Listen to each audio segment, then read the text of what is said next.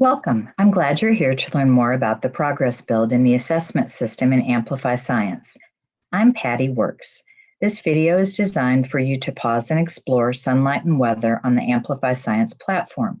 So you may want to pause the video and go ahead and open a tab now, navigating to the sunlight and weather unit before we begin. This video session will focus on looking at the assessment system for sunlight and weather and how it's intertwined with the progress build. It's meant to follow part 1, where we analyze the progress build for sunlight and weather. We'll look at this unit today, but the process of looking at the progress build and the formative assessments will be something you'll want to do with each unit to maximize student learning and understand where students are in their meaning-making journey. This video is designed to be used after you've explored the progress build and assessment system video part 1 and learned about the progress build for sunlight and weather. It can be used independently or with a team as a tool to deepen your understanding of the conceptual ideas and how the assessment system is designed around that. And it can be used interactively with the participant pages, which are found on the FCPS Navigator kindergarten page under Miscellaneous Resources. You may want to print those or have an electronic copy available to use during the session. However, you can also use scratch paper if you'd like. Here's our objectives. By the end of this 2-part video workshop, we hope you will be able to understand the connection between the progress build, the unit phenomena, and the Amplify Science assessment system. And we hope it will deepen your understanding of how to use the Amplify Science formative and summative assessment system. In part 1 of this workshop, we saw that the progress build for sunlight and weather included these levels. First, students looked and learned about the idea that surfaces get warmer in sunlight. Then they found out that the temperature of those surfaces increases with time in sunlight. And last, they learned that dark-colored surfaces get warmer in sunlight than a pale surface would. So here's our plan for today in orange. We're going to be looking at the science assessment system in Amplify, starting out with an overview, and then looking at the formative assessments and the summative assessment. We'll have a reflection and closing section at the end. So think for a moment, how do your students show you what they know? When you see these slides with the yellow dig in graphic, you may want to pause and discuss with your team. If you're working independently today, just stop and think for a moment.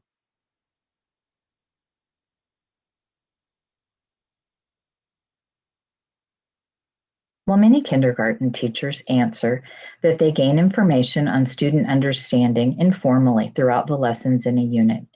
You may get a window into their understanding as you discuss text and their associations with print, listen to their answers in discussion, or look at their written explanations, diagrams, or models that they've drawn. I think you'll find that the Amplify Science assessment system gives you actionable information on student progress in ways just like that. So here's the assessment approach. Assessments are designed to provide credible information about student understanding of science concepts or about their dexterity with practices, cross-cutting concepts, or reading comprehension strategies. Assessments are actionable by providing specific suggestions for supplementing instruction based on the information provided. And assessments are timely in the way they're embedded into instruction. They provide insight to teachers as they're teaching, meaning instruction can be immediately adjusted based on the data they provide. This is different from traditional assessment, where teachers must wait until the end of the chapter or unit to find out what students understand. So take a moment to read the types of assessments in the Amplify program to yourself.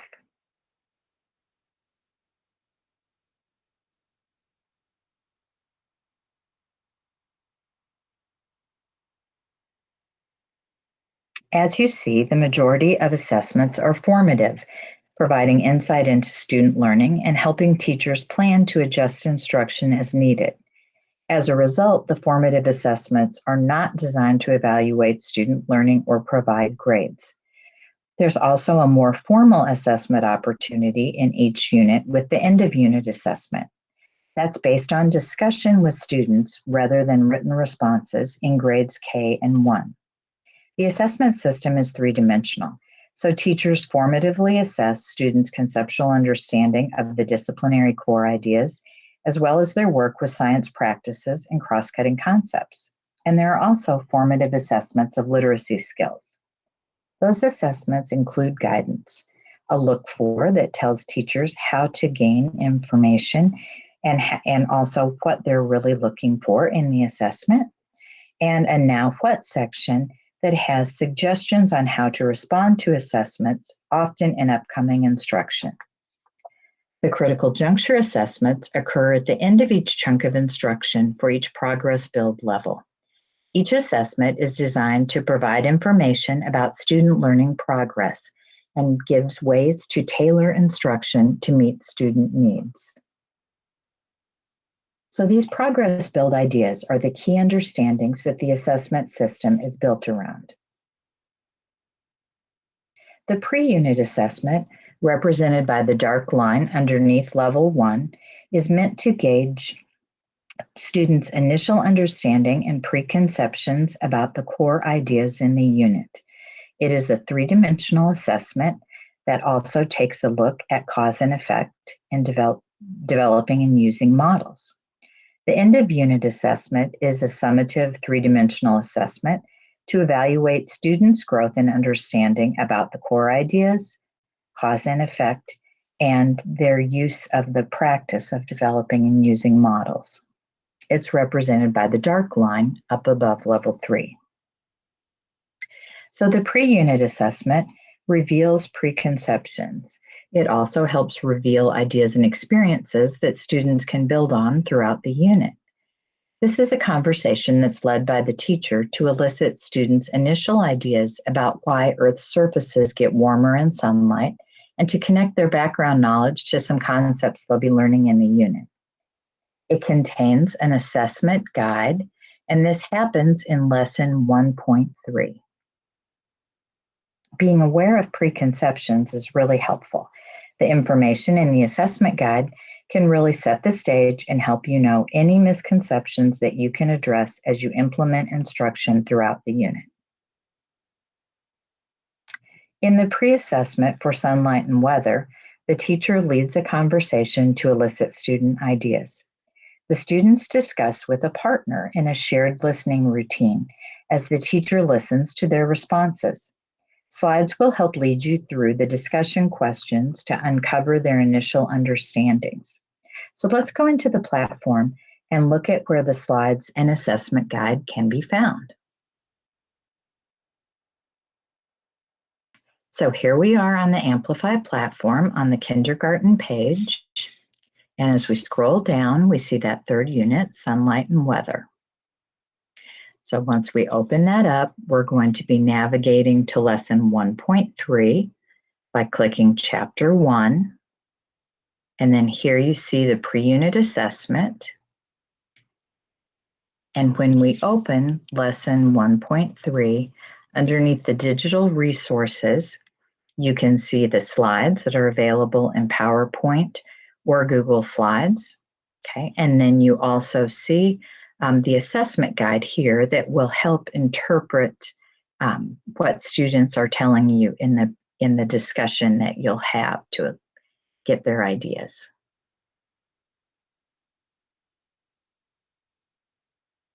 So that's where you find those slides to lead you through the pre-assessment conversation. The assessment guide that's found there in digital resources for lesson 1.3 includes suggestions to help you connect to student experiences, ways you can build on students' prior knowledge. It gives you examples of ways that students might demonstrate they're able to apply the focal cross-cutting concept of cause and effect. It has an entry-level assessment of students' ability to make an initial explanation. and preconceptions to watch out for are also explained. Preconceptions that are commonly found with kindergarten students are that cold and heat are separate things, rather than cold just being the absence of heat, that places or surfaces just get warmer on their own, or that the sun makes places or surfaces warmer and not the sun's light. They also may believe that a surface instantly changes temperature when sunlight shines on it. And they may also think that only external conditions affect how surfaces get warmer, or that dark surfaces are just inherently warmer than pale surfaces. Experiences within the unit lessons will help you address these preconceptions. The critical junctures are formative assessments meant to gauge students' growing understanding and preconceptions about core ideas in the unit. The critical juncture assessments occur after each level of the progress build has been taught in order to determine if students are ready for the next level of understanding or the next level of instruction in the progress build. So these critical juncture assessments are occurring at key points where it's especially important that all students understand the content so they're well positioned for the learning experiences to come. They gauge students' growing understanding about core ideas in the unit and provide formative information for you. They also include specific suggestions on how to tailor instructional opportunities so that they're targeted to a student's current level of understanding. Okay, so where do we find out where all these assessments are? There are two different unit documents that provide detailed information about the assessments: the assessment system document and the embedded formative assessments. The assessment system contains a complete listing of all assessments in chronological order. The embedded formative assessment gives you a little more detail. It contains the complete text for the on-the-fly assessments with look for and now what sections, and the critical juncture assessments with assessing understanding and tailoring instruction sections. The unit level documents will help you be able to find where the assessments are, and you'll be locating and using these in the next section.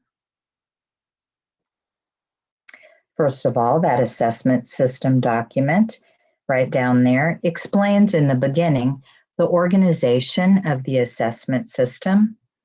Okay, it also lists out each assessment, formative and summative, with some key information about which DCIs and science and engineering practices and cross-cutting concepts are involved in the assessment. And it goes into an explanation, a brief explanation of what kind of evaluation guidance is there for you too. The embedded formative assessments explain what to look for at each assessment opportunity. They also give you guidance for next instructional steps. So you see the complete text of the on-the-fly assessments and of the critical juncture assessments listed in the embedded formative assessments document. So now let's use the embedded assessments document to look for the critical juncture assessments. You're going to pause the video and open up the embedded assessments document. You'll write those on page 2 of your participant pages in the Where Is It Located column on the left. In the second column of the page, you can write in the progress build level understanding. We'll talk through these assessments together in a few minutes, and you can fill in the last 2 columns during our discussion, or you may want to do it now as you read and locate them. Please restart the video when you're ready to discuss.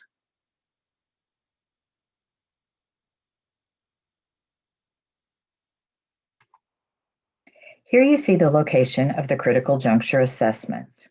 For more detail on these assessments, you can always look at the platform lesson activity, where it will tell you if it uses an investigation notebook page or if it's something that's done during a group activity. Here's the first critical juncture assessment. It's looking at students' understanding of Progress Build Level 1, surfaces get warm in sunlight, and it happens in Lesson 2.4. In this critical juncture assessment, the teacher posts warmer and cooler cards on opposite sides of the room. Then the teacher projects pictures and asks questions. As the teacher's asking questions, students can point or indicate in some way which one they select and why. For example, the teacher might show two pictures and say, "Do you think this area will be warmer or cooler than the other one? Why do you think it will be warmer or cooler?" Students should predict that the area with sunlight shining on it will be warmer, and the area in shade without sunlight shining on it will be cooler. So looking back at Progress Build 1, what do you notice? Well, this assessment really does directly give you information about their understanding of that Progress Build 1 idea, that surfaces get warmer in sunlight. When light from the sun shines on a surface, the surface is going to warm up. In Lesson 2.4, under Digital Resources, you will find a clipboard assessment tool that can be helpful evaluating student understanding. There are sample questions to ask as you observe and discuss with students, and the answers you are looking for in discussion are on the right. This is meant for you to use if you'd like to collect data on student understanding of Critical Juncture 1. The second Critical Juncture assessment looks at student understanding of the idea that temperature increases with the time in sunlight. Students participate in a think and walk. The teacher posts nighttime, morning, and afternoon signs in a type of timeline around the room. Then she describes temperatures and changes. Students walk to the area that they believe will match the prompt. There's a clipboard assessment tool for this formative assessment, also listed in the digital resources for this lesson. If students are not demonstrating understanding of key ideas at this point, they recommend some additional instruction. The Teacher Support tab will have notes with examples and details, and we'll look at that in just a moment. So here you see some examples of the slides that will help teachers implement this critical juncture activity. The teacher shares some sentence frames to help scaffold student explanations. Then students will walk to the card that matches the time of day. In Lesson 3.4, here's where you could find those details. Just a reminder that when you want to find the Teacher Support tab with additional suggestions, you're going to click on that center tab, and you'll see a purple line occur underneath it. And then you see those augmenting instruction suggestions that are listed there. That way you can help shore up their understanding of Progress Build Idea 2 before you go on to Level 3 instruction. The third critical juncture opportunity is a think and walk for Level 3 as well. Observing students as they walk to a position and discussing their decision provides an opportunity for you to assess student understanding that dark surfaces get warmer than pale surfaces when light shines on them. Students are shown images in this lesson, and then they walk to the warmer or cooler card. In general, a student who is understanding the Progress Build 3 level idea will walk to the cooler card if the image shown is a pale surface, and to the warmer card if the image shown is of a dark surface. If many students are not showing evidence of understanding that dark surfaces get warmer than pale surfaces when light shines on them, additional instructional ideas are recommended in the Teacher Support tab of the following activity in the lesson, Activity 2. So, what are your key takeaways about the critical juncture assessments? Pause for a moment and share your ideas with your teammates.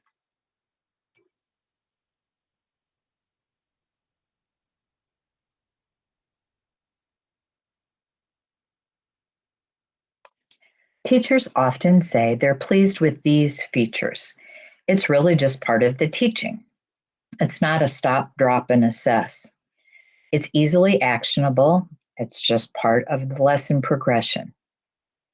These critical juncture assessments really match the progress build levels exactly, and they often love the suggestions to improve understanding.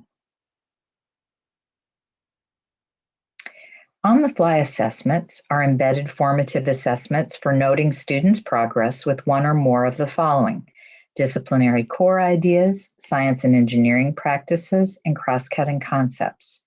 Often these are tied with literary skills as well, and several occur at each level of the progress build.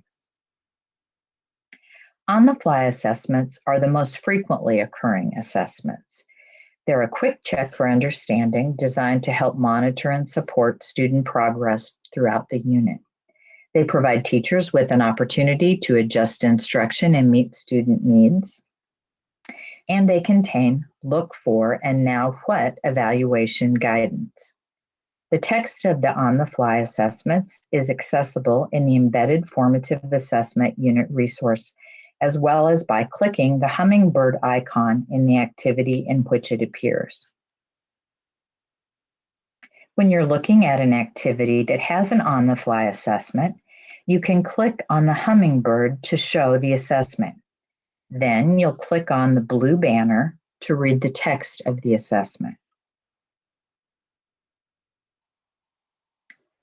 The Look For section will describe what evidence of understanding you're watching for in the activity, and it's often something that you listen for in student discussion or look for in student writing during evidence collection opportunities in activities. The Now What suggestions can vary. They can vary as to when you implement them. It might be in the moment, in an upcoming activity, or a suggestion for something outside of the lesson.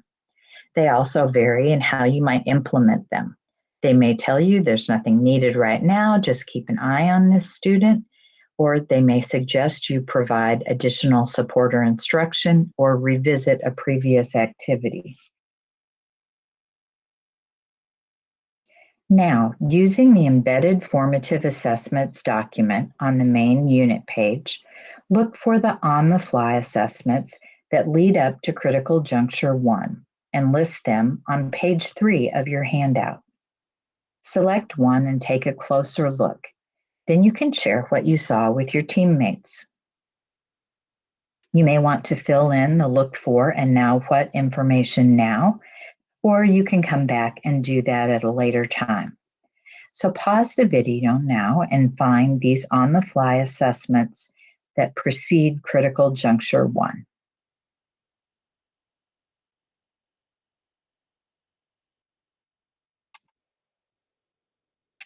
There are 4 on-the-fly assessments leading up to the first critical juncture.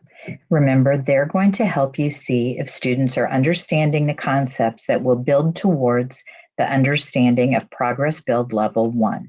Surfaces get warmer in sunlight.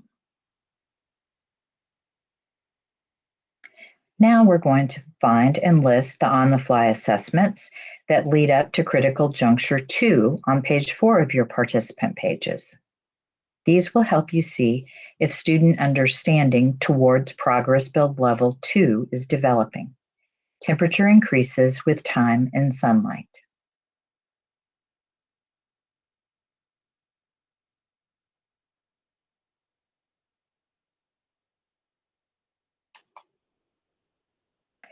Well, as you get closer to teaching these lessons, be sure to review the on-the-fly assessments to help gauge where your students are with literacy skills, practices, cross-cutting concepts, and science ideas.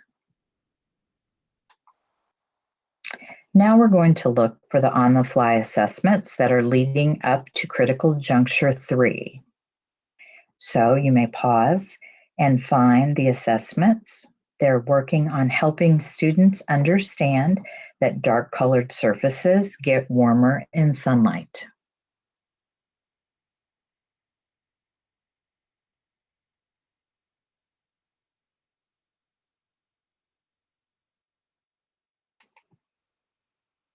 Okay, so here they are. There's a variety of great ways to check understanding as you progress through the unit. And last, you're going to look for the on-the-fly assessments that help introduce a new phenomenon, why one playground floods while the other does not. Students find out that Woodland's playground floods after severe rain because it has a solid surface that does not absorb water, while Carver's playground has a gravel surface that rainwater can soak into. Pause now and look for those on-the-fly assessments.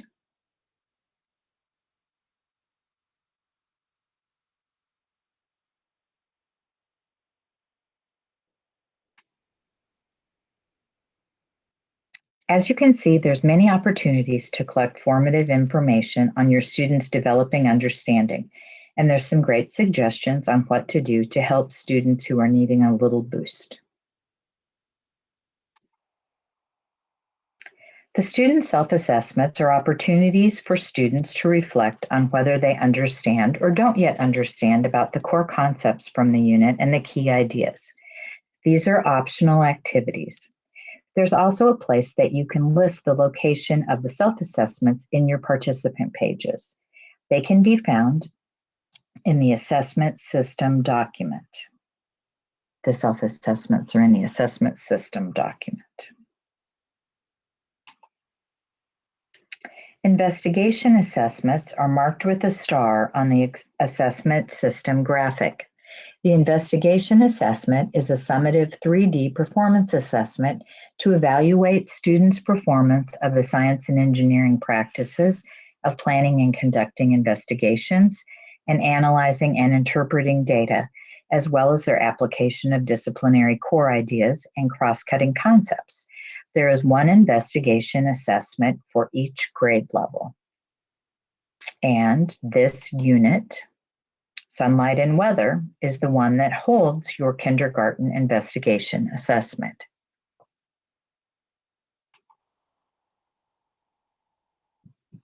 In lesson 4.1, students will be engaging in a performance task that requires integrated engagement with the science and engineering practices of planning and conducting investigations and analyzing and interpreting data along with the application of disciplinary core ideas and cross-cutting concepts. Students will work as a class to create plans for an investigation to determine whether or not dark and pale surfaces heat up differently. They'll conduct their investigation in pairs and discuss conclusions based on their findings. There's an assessment guide in the digital resources that can help you evaluate students' ability to collaboratively plan and carry out an investigation and analyze that data at a grade appropriate level. So on this slide, you can see the entire assessment system and how it's built around the unit's progress build. Starting with the pre-assessment, the dark line underneath, we find out what students know. And then during level 1 instruction, you'll see there are several on-the-fly assessments. There's an opportunity for a student self-assessment that's optional. And then the critical juncture assessment occurs at the end of Progress Build 1 level instruction. And that same process with the assessment system is repeated in level 2 and level 3. There are lots of little formative assessments, self-assessment, and critical juncture. And at the end of instruction, there's a summative assessment conversation. So what does having this quantity of assessment opportunities do for students and do for teachers? Pause the video for a moment and talk with your teammates.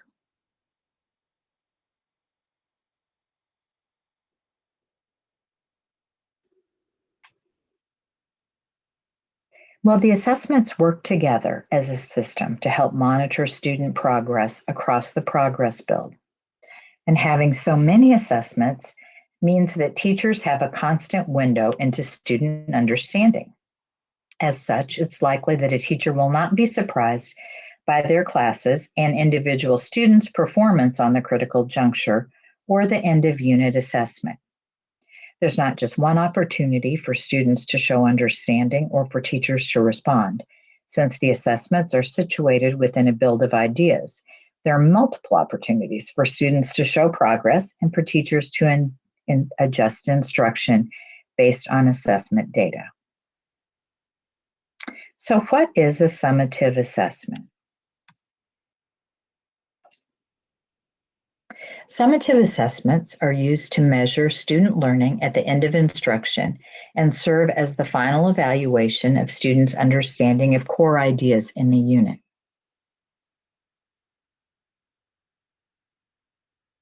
The end of unit assessment summatively measures their mastery of the progress build. In grades 2 through 5, the end of unit assessment is written, but in kindergarten and first grade, it's a discussion between the teacher and students. There are rubrics for analyzing student responses, and it's typically administered in the last lesson of the unit.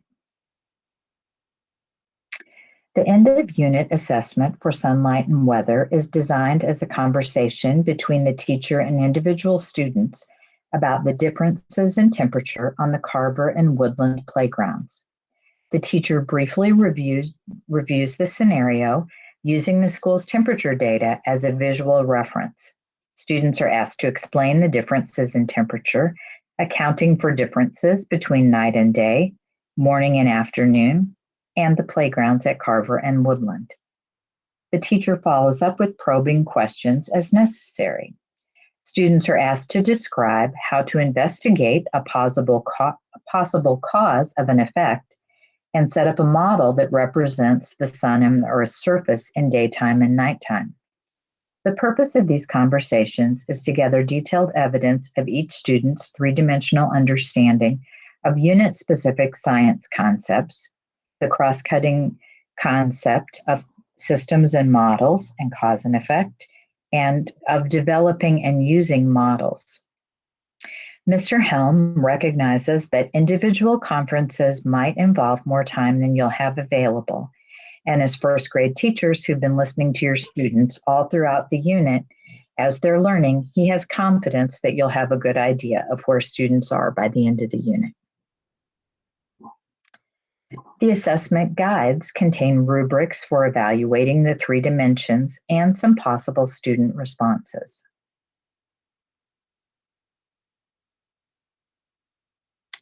And there are several pages there of guidance for evaluating assessments. You'll be looking to see how students are doing on developing and using models, applying ideas about cause and effect, as well as the disciplinary core idea that sunlight warms the earth. If you have any questions about using those rubrics, please feel free to contact me or Mr. Helm. So now we're going to reflect a little bit on the day. And here were our objectives. By the end of this two-part video, we hoped you'd understand the connection between the progress build, how that works towards students being able to explain the unit phenomena, and the Amplify Science assessment system. And we hope that you understand a little bit more about the formative assessments within the program and the summative assessment. So if you have teammates you're working with, please pause for a moment and think and share with each other what takeaways you have from this session on the progress build and assessment system and how you'll apply them. Please be sure to contact me with any lingering questions or if you would like help looking at the rubrics for the summative section.